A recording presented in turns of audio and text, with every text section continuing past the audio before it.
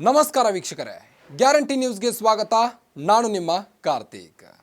ಇತ್ತೀಚೆಗೆ ಸೌದಿ ಅರೇಬಿಯಾದಲ್ಲಿ ಬಹು ನಿರೀಕ್ಷಿತ 2025ರ ಇಂಡಿಯನ್ ಪ್ರೀಮಿಯರ್ ಲೀಗ್ ಮೆಗಾ ಹರಾಜು ನಡೆಯಿತು. ಈ ಹರಾಜಿನಲ್ಲಿ ಸ್ಟಾರ್ ಆಟಗಾರರನ್ನು ಐಪಿಎಲ್ ತಂಡಗಳು ಭಾರೀ ಮೊತ್ತಕ್ಕೆ ಖರೀದಿ ಮಾಡಿವೆ. ಆರ್ಸಿಬಿ ಕೂಡ 83 ಕೋಟಿ ಜೊತೆಗೆ ಹರಾಜು ಅಂಗಳವನ್ನು ಪ್ರವೇಶಿಸಿತ್ತು.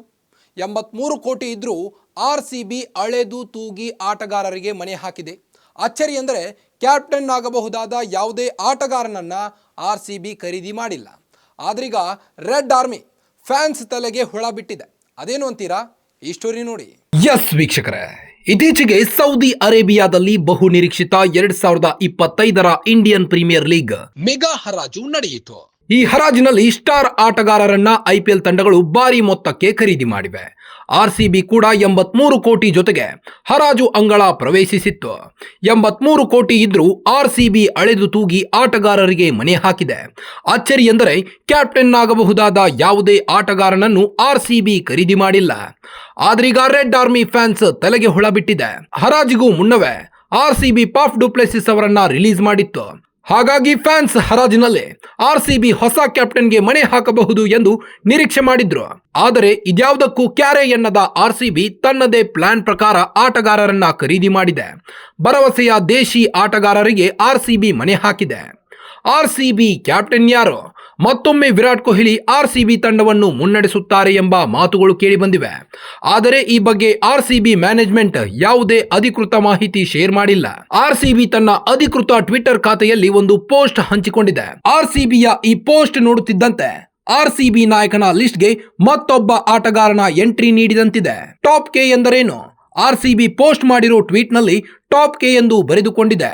ಕೆ ಎಂದರೆ ಆರ್ಸಿಬಿ ಫ್ಯಾನ್ಸ್ ತಲೆಗೆ ಮೊದಲು ಬರೋದು ಕೊಹ್ಲಿ. ಆದರೆ ಆರ್ಸಿಬಿ ಈ ಪೋಸ್ಟ್ನಲ್ಲಿ ಕೃಣಾಲ್ ಪಾಂಡ್ಯ ಫೋಟೋ ಹಂಚಿಕೊಂಡಿದೆ. ಸ್ಟಾರ್ ಆಲ್ರೌಂಡರ್ಗೆ ಆರ್ಸಿಬಿ 5.75 ಕೋಟಿ ನೀಡಿ ಖರೀದಿಸಿದೆ. ಸದ್ಯ ಕೃಣಾಲ್ ಪಾಂಡ್ಯ ಸೈಯದ್ ಮುಸ್ತಾಕ್ ಅಲಿ T20 ಕ್ರಿಕೆಟ್ ಟೂರ್ನಿಯಲ್ಲಿ ಬರೋಡಾ ತಂಡವನ್ನು ಮುನ್ನಡೆಸುತ್ತಿದ್ದು, ಇವರಿಗೆ ಆರ್ಸಿಬಿ ಲೀಡ್ ಮಾಡೋ ಅವಕಾಶ ಸಿಗಬಹುದು. ಮೆಗಾ ಹರಾಜಿಗೂ ಮುನ್ನ ಆರ್ಸಿಬಿ ವಿರಾಟ್ ಕೊಹ್ಲಿ, ಯಶ್ ದಯಾಳ್ ಹಾಗೂ ರಜತ್ ಪಾಟಿದಾರ್ ರಿಟೈನ್ ಮಾಡಿಕೊಂಡಿತ್ತು. ಈಗ ನಡೆದ ಮೆಗಾ ಹರಾಜಿನಲ್ಲೂ 19 ಆಟಗಾರರನ್ನು ಖರೀದಿ ಮಾಡಿತು. ಅಚ್ಚರಿ ಎಂದರೆ ಆರ್ಸಿಬಿ ಯಾವುದೇ ಕ್ಯಾಪ್ಟನ್ ಆಗೋ ಸಾಮರ್ಥ್ಯ ಇರೋ ಆಟಗಾರರನ್ನ ಬಿಡ್ ಮಾಡದಿರುವುದು. ಹಾಗಾಗಿ ಕೊಹ್ಲಿಯೇ ಮುಂದಿನ ಕ್ಯಾಪ್ಟನ್ ಎಂದು ಹೇಳಲಾಗುತ್ತಿದೆ. ಇದರ ಮಧ್ಯೆ ಕ್ಯಾಪ್ಟನ್ಸಿ ರೇಸ್ನಲ್ಲಿ ಇನ್ನೊಬ್ಬರ ಹೆಸರು ಕೇಳಿ ಬಂದಿದೆ. ಬಲಿಷ್ಠ ತಂಡ ಕಟ್ಟಿದ ಆರ್ಸಿಬಿ 80ಕ್ಕೂ ಹೆಚ್ಚು ಕೋಟಿಯೊಂದಿಗೆ ಹರಾಜಿಗೆ ಬಂದ ಆರ್ಸಿಬಿ ಮೊದಲ ದಿನವೇ ಬರೋಬ್ಬರಿ 50 ಕೋಟಿ ಖರ್ಚು ಮಾಡಿತ್ತು. ಎರಡನೇ ದಿನ ಉಳಿದ 30 ಕೋಟಿಯನ್ನು ಆಟಗಾರರ ಮೇಲೆ ಸುರಿಯಿತು. ಈ ಪೈಕಿ ಆರ್ಸಿಬಿ ಜೋಶ್ ಹೆಜಲ್ವುಡ್ಗೆ 12.50 ಕೋಟಿ, ಫಿಲ್ ಸಾಲ್ಟ್ಗೆ 11.50 ಕೋಟಿ ರೂಪಾಯಿ, ಜಿತೇಶ್ ಶರ್ಮಾಗೆ 11 ಕೋಟಿ ರೂಪಾಯಿ, ಭುವನೇಶ್ವರ್ ಕುಮಾರ್ಗೆ 10.75 ಕೋಟಿ ರೂಪಾಯಿ, ಲಿಯಾಮ್ ಲಿವಿಂಗ್ ಸ್ಟೋನ್ಗೆ ಸುಮಾರು 8.75 ಕೋಟಿ ರೂಪಾಯಿ ನೀಡಿ ಖರೀದಿ ಮಾಡಿದೆ. ಭುವಿಗೆ ಕ್ಯಾಪ್ಟನ್ಸಿ. ಮತ್ತೊಮ್ಮೆ ಕೊಹ್ಲಿ ಆರ್ಸಿಬಿ ತಂಡವನ್ನು ಮುನ್ನಡೆಸುತ್ತಾರೆ ಎಂಬ ಮಾತುಗಳು ಕೇಳಿ ಬಂದಿವೆ. ಆದರೆ ಈ ಬಗ್ಗೆ ಆರ್ಸಿಬಿ ಮ್ಯಾನೇಜ್ಮೆಂಟ್ ಯಾವುದೇ ಅಧಿಕೃತ ಮಾಹಿತಿ ಶೇರ್ ಮಾಡಿಲ್ಲ. ಈ ಮಧ್ಯೆ ಆರ್ಸಿಬಿ ನಾಯಕನ ಲಿಸ್ಟ್ಗೆ ಮತ್ತೊಬ್ಬ ಆಟಗಾರ ಎಂಟ್ರಿಯಾಗಿದೆ.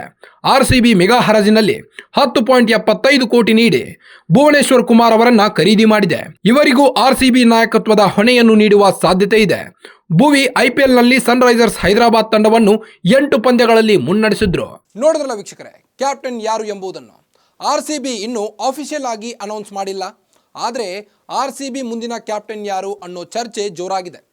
ಕ್ಯಾಪ್ಟನ್ ರೇಸ್ನಲ್ಲಿ ಈಗಾಗಲೇ ವಿರಾಟ್ ಕೊಹ್ಲಿ, ಕೃಣಾಲ್ ಪಾಂಡ್ಯ, ಭುವಿ ಹೆಸರು ಕೇಳಿ ಬರುತ್ತಿದ್ದು, ಮುಂದಿನ ದಿನಗಳಲ್ಲಿ ಕ್ಯಾಪ್ಟನ್ಸ್ ಯಾರು ಎನ್ನುವುದನ್ನು ಕಾದಷ್ಟೇ ನೋಡಬೇಕಾಗಿದೆ.